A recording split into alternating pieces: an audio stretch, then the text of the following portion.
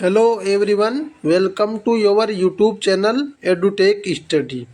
तो गाइज, जो आज की क्लास हमारी रहने वाली है, जो बिहार तकनीकी सेवा आयोग की तरफ से जो बीटीएससी वर्क इंस्पेक्टर की जो वैकेंसी निकाली गई थी, जिसमें आईटीआई की 3 ट्रेड, सिविल और प्लम्बर और जो ड्राफ्ट जो सर्वेयर ट्रेड, इन तीनों की जो वैकेंसी निकाली गई थी, उसके रिगार्डिंग हम आज की क्लास में जो आपका निम्मी के ऊपर आधारित जो आपका मॉक पेपर है सिविल ट्रेड का, उसके क्वेश्चन को हम सोल्व करेंगे। जो ये निम्मी असाइनमेंट है, ये सभी एग्जामिनेशन जिसके अंदर सिविल ट्रेड वालों के लिए बहुत ही इम्पोर्टेंट क्लासेज है। तो आपका कोई भी पेपर हो जो सिविल ट्रेड से आप है, तो सिविल ट्रेड वालों के लिए वेरी वेरी इंपॉर्टेंट क्लास है। हम इसमें निम्मी असाइनमेंट पे आधारित क्वेश्चंस को हम इस सीरीज को आगे बढ़ाते हुए सभी क्वेश्चंस को सोल्व करेंगे। इन सभी जो क्वेश्चंस की जो हम क्लास लेंगे, उसकी हम एक अलग से प्ले लिस्ट बना देंगे, तो आप प्ले लिस्ट में जाके सभी क्लासेस को देख लीजिएगा। इसके अलावा जो क्लास में जो ये क्वेश्चंस बैंक की जो पीडीएफ है, आपको टेलीग्राम ग्रुप में मिल जाएगी। आप अगर टेलीग्राम ग्रुप में नहीं जुड़े हो तो टेलीग्राम ग्रुप में जुड़ जाइएगा। टेलीग्राम ग्रुप का लिंक आपको वीडियो के डिस्क्रिप्शन बॉक्स में प्राप्त हो जाएगा। हम इस क्लासेस को कंटिन्यू करेंगे। हम ही जो निम्मी आधारित जितने भी पीवाईक्यू सेट है, जितने भी इन्होंने पेपर डाल रखे, सभी पेपर को सोल्व करेंगे। तो आप चैनल पे जरूर जुड़ जाइएगा। चैनल पे पहली बार है तो चैनल को सब्सक्राइब कर लीजिएगा, क्योंकि ये चैनल आप सभी स्टूडेंट्स के लिए बहुत ही इम्पोर्टेंट रहने वाला है। और ये जो सेट आज का, वो ऑल इंडिया ट्रेड टेस्ट जो 2023 क्राफ्टमैन में जो ड्राफ्टमैन सिविल है, उसके रिगार्डिंग ये पेपर सेट रहने वाला है। ये निम्मी का ऑफिशियल पेपर है। तो आप जो बीटीएससी वर्क इंस्पेक्टर की जो स्टूडेंट तैयारी कर रहे हैं, उन सभी स्टूडेंट्स के लिए बहुत ही इम्पोर्टेंट ये टेस्ट रहने वाला है। और हम इन टेस्ट की सीरीज को लगातार आगे बढ़ाते हुए सभी क्वेश्चंस को सोल्व करेंगे। तो आज की क्लास में हम पहले क्वेश्चन से शुरू करेंगे, जिसमें आपका सबसे पहला क्वेश्चन रहने वाला है, जो चित्र में दिखाई गई धमनी आर्टरी का नाम क्या है। जो डायग्राम दिया गया आपके सामने, इसके अंदर जो आर्टरी दिखाई गई है, उस आर्टरी का क्या नाम है। तो इसका आंसर रहेगा जो आपकी कार्डियो है। ऑप्शन बी इसका कार्डियो इसका आंसर रहने वाला है। तो जो आर्टरी है, कार्डियो आर्टरी है।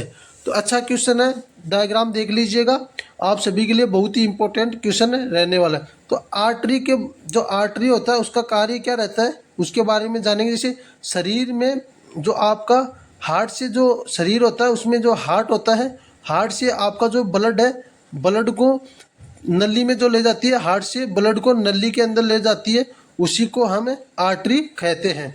तो बहुत ही इंपॉर्टेंट क्वेश्चन है, अच्छा क्वेश्चन है, देख लीजिएगा, समझ लीजिएगा। नेक्स्ट क्वेश्चन आपका रहने वाला है, जैसे चित्र में दिखाया गया सिंबल क्या दर्शाता है। ये एक डायग्राम दिया गया आपके सामने, ये सिंबल किस चीज़ का है, इसके बारे में पूछा गया। तो ये जो सिंबल आपका, वो नॉइज एंड वाइब्रेशन का ये सिंबल है। तो ऑप्शन डी इसका आंसर रहने वाला है। तो ऑप्शन डी इसका आंसर रहने वाला, जैसे शोर या कंपन, इसका ये सिंबल दिखाया गया है। अच्छा क्वेश्चन है, एक बार और देख लीजिएगा आप सिंबल को, ये सिंबल के बारे में ये क्वेश्चन रहने वाला है। नेक्स्ट क्वेश्चन, हम क्वेश्चन नंबर 3 के बारे में डिस्कस करेंगे। इस 3 नंबर क्वेश्चन क्या है आपका, जो पृथ्वी होती है, पृथ्वी की सबसे भारी परत को क्या कहा जाता है। What is the terms of the outmost layer of earth. जो पृथ्वी की भारी परत होती है, उसको क्या कहा जाता है, तो उसको स्थलमंडल लिथमोस्फेयर कहा जाता है। तो स्थलमंडल ऑप्शन ए आपका इसका आंसर रहने वाला है। जो जमीन लिथोस्फीयर बराबर जमीन पे जिसमें हम रहते हैं, उसको लिथोस्फीयर कहते हैं। और जो हाइड्रोस्फीयर होता है, हाइड्रोस्फीयर को हम जहाँ पानी होता है, जलमंडल को हाइड्रोस्फीयर कहते हैं। इसके अलावा जो ओटमोस्फीयर होता है, ओटमोस्फीयर हम जो हवा होती है, उसके वायुमंडल को ओटमोस्फीयर कहते हैं। तो इसका आपका आंसर ओ, इसका ए आंसर रहने वाला है। नेक्स्ट क्वेश्चन रहेगा आपको, जो किसी वृत्त के चाप आर्क पर 2 त्रिज्याओं से घिरा भाग क्या कहलाता है। बहुत ही अच्छा क्वेश्चन है सिविल से। जो किसी वृत्त के आर्क पर 2 त्रिज्याओं से घिरा हुआ भाग क्या कहलाता है। तो ऑप्शन 4 का ऑप्शन डी रहने वाला, उसे हम सेक्टर कहते हैं। तो ऑप्शन बी इसका आंसर रहने वाला है। बहुत ही इंपॉर्टेंट क्वेश्चन है। तो जैसे सेक्टर किसे कहते हैं, 2 रेडियस हो गई आपकी, 2 रेडियस प्लस आर्क मिलकर जो बनाते हैं उसे हम सेक्टर कहते हैं। तो बहुत ही अच्छा क्वेश्चन है, याद कर लीजिएगा, नोट कर लीजिएगा। क्वेश्चन नंबर आपका 5 रहने वाला, चित्र में जो ड्राइंग शीट है कि स्पेसिंग में पॉइंट एरो अक्ष क्या दर्शाता है। तो आपका जो पॉइंट अक्ष है वो किस चीज को दर्शाता है। यहाँ पे पॉइंट अक्ष दिया गया है। इस डायग्राम को आप अच्छे से देख लीजिएगा। ये डायग्राम आपको डायरेक्ट एग्जाम के अंदर देखने को मिल सकते हैं। तो डायग्राम के बेस पे आधारित भी आपकी काफी क्वेश्चन आने वाले हैं। तो इसमें अक्ष किस चीज को दिखा रहा है, तो ये आपकी जो ट्रिमिंग एज होती है उसको ये आपका दिखा रहा है। तो ऑप्शन 5वें क्वेश्चन का ऑप्शन आपका 1 रहने वाला है, ट्रिमिंग एज को ये दिखा रहा है। तो ये इसका आंसर रहेगा। नेक्स्ट क्वेश्चन हम क्वेश्चन नंबर 6 पे चलेंगे। जो आपका चित्र में दिखाया गया एरो हेड अक्ष क्या दर्शाता है। तो चित्र में जो एरो हेड अक्ष दिखाया गया वो क्या दर्शाता है। एरो हेड अक्ष यहाँ पे आपको देखने को मिल जाएगा। बहुत ही अच्छा क्वेश्चन है, डायग्राम बेस आधारित है। तो क्वेश्चन 6 का आंसर रहेगा आपका एबोनी एज को ये दर्शा रहा है। तो ऑप्शन बी इसका आंसर, ऑप्शन सी इसका आंसर रहने वाला है। तो बहुत ही इंपॉर्टेंट और अच्छा क्वेश्चन है। तो गाइस नेक्स्ट क्वेश्चन पे हम चलेंगे। नेक्स्ट क्वेश्चन आपका क्वेश्चन 8 रहने वाला है। जो टी स्क्वायर होता है, टी स्क्वायर में जो स्ट्रोक और ब्लेड के बीच का कोण क्या होता है। बहुत ही अच्छा क्वेश्चन है, इंपॉर्टेंट क्वेश्चन है, बहुत ही अच्छा क्वेश्चन है। तो इसको देख लीजिएगा। जो टी स्क्वायर होता है उसमें स्ट्रोक और ब्लेड के बीच का कोण कितना होता है। तो इसका कोण रहेगा आपका 90 डिग्री, इसका कोण होता है। टी स्क्वायर का उपयोग आप कहाँ पे करोगे। टी स्क्वायर का उपयोग के बारे में बात करें, टी स्क्वायर का उपयोग आप ओरिजेंटल और वर्टिकल दोनों लाइंस के अंदर टी स्क्वायर का प्रयोग कर सकते हो। तो ऑप्शन डी इसका आंसर रहने वाला है। नेक्स्ट क्वेश्चन 9वें क्वेश्चन पे चलेंगे हम। जो एक सर्कुलर होता है, एक सर्कुलर में प्रोटेक्टर में अधिकतम कितनी डिग्री मापी जा सकती है। एक सर्कुलर में प्रोटेक्टर में अधिकतम कितनी दूरी, कितनी डिग्री मापी जा सकती है। तो आपकी 360 डिग्री मापी जा सकती है। तो ऑप्शन ए इसका आंसर रहने वाला है। बहुत ही अच्छा क्वेश्चन है और बहुत ही अच्छा क्वेश्चन है रहने वाला। तो एक सर्कुलर प्रोटेक्टर में अधिकतम 360 डिग्री मापी जा सकती है। जो हाफ प्रोटेक्टर होता है, हाफ प्रोटेक्टर के बारे में बात करें तो हाफ प्रोटेक्टर में 180 डिग्री मापी जाएगी और जो फुल प्रोटेक्टर होएगा उसमें 360 डिग्री मापी जाती है। नेक्स्ट क्वेश्चन रहेगा आपका क्वेश्चन 10, पीड़ित के रक्त स्त्राव को रोकने के लिए दी जाने वाली प्राथमिक चिकित्सा क्या है। किसी के मान लो कहीं लग जाती है और उसका ब्लड का सर्कुलेशन चालू हो जाता है। तो उसके ब्लड को सर्कुलेशन को रोकने के लिए सबसे पहले जो आप प्राथमिक उपचार करते हो उसके अंदर सबसे पहले क्या करते हो, मरहम लगाना। ये आपका सबसे पहले कार्य नहीं है। घायल हिस्से को ऊपर की ओर रखना, ये भी अच्छा इसका कार्य नहीं है। ड्रेसिंग द्वारा घाव के हिस्से को ढकना, ये भी नहीं। सबसे पहले आपका जो जहाँ से ब्लड निकल रहा है उस घायल हिस्से को दबाव लागू करना, उस पर दबाव लगा के उसके ब्लड के सर्कुलेशन या ब्लड बाहर निकलने वाले को रक्त का थक्का बनाते हैं और तो ब्लड को रोकने बंद करते। इसलिए सबसे पहले ऑप्शन डी घायल हिस्से पे दबाव लागू करना रहेगा। नेक्स्ट क्वेश्चन रहेगा आपका जो क्वेश्चन 11 है, यदि किसी व्यक्ति को बिजली का झटका लग जाए तो तुरंत क्या कार्रवाई करनी चाहिए। अगर किसी को बिजली का झटका लगे तो क्या कार्रवाई करें। अपने अधिकारी को रिपोर्ट करना चाहिए। ये कोई कार्य नहीं है। सबसे पहले चिकित्सा उपचार के लिए डॉक्टर को बुलाना चाहिए। डॉक्टर को आप बुलाओगे, डॉक्टर को 15 मिनट लग जाएगी, 20 मिनट लग जाएगी, आधा घंटा लग जाएगा। तो ये भी आप इसके लिए बेटर उपाय नहीं। पीड़ित को बचाने के लिए, सहायता के लिए किसी अन्य व्यक्ति की क्या जरूरत है। जब आप मौजूद हो आप उनका बचाव कर सकते हैं। तो सबसे पहले जो बिजली की मेन सप्लाई होती है उसकी आपूर्ति को ऑफ करना चाहिए। यह सबसे पहला कार्य रहेगा। तो ऑप्शन डी इसका आंसर रहेगा। नेक्स्ट क्वेश्चन रहेगा वो जो क्लास डी फायर होती है वो क्या होती है। जो क्लास डी फायर होती है उसके अंदर आपकी जो फायर होती है वो किस प्रकार की होती है। तो इसका आंसर आपका रहेगा जो दहनशील सामग्री और जो आपकी कंपोस्टेबल मटेरियल होते हैं उसके अंदर क्लास डी की फायर आती है। तो ऑप्शन सी इसका आंसर रहने का। इसके अंदर जैसे मैग्नीशियम हो गया या आपका सोडियम हो गया, इस प्रकार की पदार्थ के अंदर जो आग लगती है वो क्लास डी के अंदर आती है। तो ये आपका ऑप्शन सी इसका आंसर रहेगा। नेक्स्ट क्वेश्चन पे हम चलेंगे। जैसे प्राथमिक चिकित्सा की एबीसी विधि क्या है? तो एयर ब्रेक कंट्रोल ये कोई विधि नहीं है, एवॉइड ब्लीडिंग कंट्रोल नहीं है, एयरवे ब्रीदिंग और सर्कुलेशन ये जो विधि होती है इसको एबीसी विधि कहा जाता है। अच्छा क्वेश्चन है, याद कर लीजिएगा, काफ़ी बार एग्जामिनेशन के अंदर ये क्वेश्चन आ चुका है। डायरेक्ट एबीसी क्या होता है? तो एयरवे ब्रीदिंग और सर्कुलेशन को हम एबीसी विधि कहते हैं। नेक्स्ट क्वेश्चन आपका 14 रहेगा। 14 क्वेश्चन है, बीआईएस के अनुसार जो 420 इंटू 594 mm आकार के पेपर का डेजिग्नेशन क्या होता है?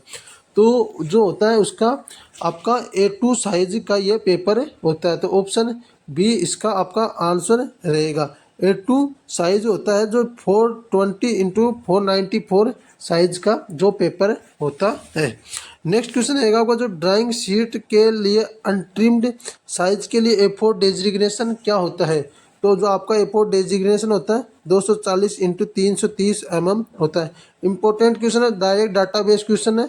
ड्राइंग शीट के अनट्रिम्ड साइज A4 डेजिग्नेशन क्या होता है? तो 240 इंटू 330 mm इसका आंसर रहने वाला, ऑप्शन सी इसका आंसर रहेगा। नेक्स्ट क्वेश्चन आपके, दुर्घटना से बचने का स्वीकृत तरीका कौन सा? Which is the accept method of avoiding accident? तो इसका आंसर रहेगा आपको कार्य मशीन और कार्यस्थल से संबंधित सुरक्षा सावधानियों का पालन करना। सुरक्षा उपकरण पहचानना इसके जो दुर्घटना से बचने का उपाय नहीं मान सकते हम। चीज़ों को अपने तरीके से करना ये भी नहीं है, अत्यधिक कुशल और अभ्यास के साथ प्रदर्शन करना ये नहीं है। आपको कार्यस्थल और कार्यस्थल से संबंधित सभी सुरक्षा सावधानियों का पालन करना रहेगा। सुरक्षा उपकरण पहनना ठीक है बात है, लेकिन इससे भी बेटर हमको ऑप्शन देखना है। तो ऑप्शन डी से सबसे बेटर है, तो ऑप्शन डी को हम टिक करेंगे। ऑप्शन डी इसका आंसर रहेगा। नेक्स्ट क्वेश्चन रहेगा आपका 17, जो औद्योगिक वातावरण में व्यावसायिक रोग किस प्रकार से उत्पन्न होते हैं? जो औद्योगिक वातावरण होते हैं उसमें व्यावसायिक रोग किस प्रकार से उत्पन्न होते हैं? लापरवाही से कोई रोग उत्पन्न नहीं होते, ज्ञान की कमी से भी रोग उत्पन्न नहीं होते, मशीनों की अनुचित हैंडलिंग नहीं, जो आपके पदार्थ या प्रक्रिया के संपर्क में आने से जो व्यक्ति होते हैं उनके कारण जो रोग है वो उत्पन्न होते हैं। तो ऑप्शन डी इसका आंसर रहने वाला है। नेक्स्ट क्वेश्चन है, सिर पर चोट लगने से पीड़ित व्यक्ति का गोल्डन समय क्या? अगर किसी इंसान को हेड इंजरी हो गई है, यानी कि सिर पे चोट लगी है, हेड इंजरी हुई है, तो उसके लिए गोल्डन टाइम कौन सा होता है? तो स्टार्टिंग के 60 मिनट आपका इसके लिए गोल्डन टाइम रहेगा। तो ऑप्शन डी इसका आंसर रहने वाला है। स्टार्टिंग के 60 मिनट से व्यक्ति के लिए गोल्डन समय माना जाता है। नेक्स्ट क्वेश्चन रहेगा 420 इंटू 594 mm आकार के ड्राइंग बोर्ड में प्रयुक्त ट्रिम की गई ड्राइंग शीट का नाम है। तो इसका नाम क्या रहता है? तो इसका आंसर रहेगा आपका ऑप्शन 3 सी, A2 इसका ड्राइंग शीट का नाम होता है। नेक्स्ट क्वेश्चन हम देखेंगे जो आपका 20 क्वेश्चन है, प्रोफेशनल स्किल क्या है? तो प्रोफेशनल स्किल आपकी कौन सी स्किल होती है? तो आपकी प्रोफेशनल स्किल रहेगी जो ट्रेड प्रैक्टिकल स्किल होती है उसको प्रोफेशनल स्किल बोला जाता है। ऑप्शन बी का आपका ऑप्शन सी रहने वाला है। नेक्स्ट क्वेश्चन है, जो प्रोफेशनल नॉलेज क्या है? तो आपका जो आंसर रहेगा प्रोफेशनल स्किल को हम ट्रेड प्रैक्टिकल स्किल कहते हैं। नेक्स्ट क्वेश्चन है, प्रोफेशनल नॉलेज क्या होता है? तो प्रोफेशनल नॉलेज रहेगा आपका जो थ्योरी का नॉलेज होता है उसको प्रोफेशनल नॉलेज कहा जाता है। तो ऑप्शन ए इसका आंसर रहेगा। नेक्स्ट क्वेश्चन आपका जो 22 है, कौन सी संस्था शिल्पकार प्रशिक्षण योजनाओं का प्रचार प्रसार कर रही है? जो कौन सी योजना है जो शिल्पकार प्रशिक्षण, which body progress craftsman scheme? तो आपकी जो ITI करवाती है NCVT जो इसका प्रचार प्रसार करे। तो ऑप्शन बी इसका आंसर रहेगा। नेक्स्ट क्वेश्चन आपका, ड्राफ्टमैन का कर्तव्य क्या होता है? जो ड्राफ्टमैन होता है उसका कर्तव्य क्या रहता है, उसका कार्य क्या रहता है? तो ड्राफ्टमैन का कर्तव्य रहता है creating technical drawing, creating technical drawings. Option B इसका आंसर रहेगा। बहुत ही अच्छा क्वेश्चन है। ड्राफ्टमैन का कार्य रहता है creating technical drawing. Next question रहेगा आपका, जो एडवांस सर्वेइंग के लिए किस इंस्ट्रूमेंट का प्रयोग किया जाता है? तो टोटल स्टेशन का प्रयोग है, ना कि चेन का, प्लेन टेबल का नहीं, कंपास का नहीं। जो एडवांस सर्वे करते हो आप इसके लिए टोटल स्टेशन का प्रयोग किया जाता है। तो ऑप्शन सी इसका आंसर रहेगा। नेक्स्ट क्वेश्चन आपका 25 चित्र में दिखाए गए ड्राइंग इंस्ट्रूमेंट का नाम क्या है? तो what is the name of drawing instrument so in the figure. इस डायग्राम में दिखाई गई इसका क्या नाम है? तो इसका आंसर में नाम रहेगा आपका जो ऑप्शन डी प्रोटेक्टर इसको कहा जाता है। ये प्रोटेक्टर का डायग्राम दिखाया गया, ना कि सेट स्क्वायर स्केल भी नहीं है, कंपास भी नहीं है, ये एक प्रोटेक्टर है। तो ऑप्शन डी इसका आंसर रहेगा।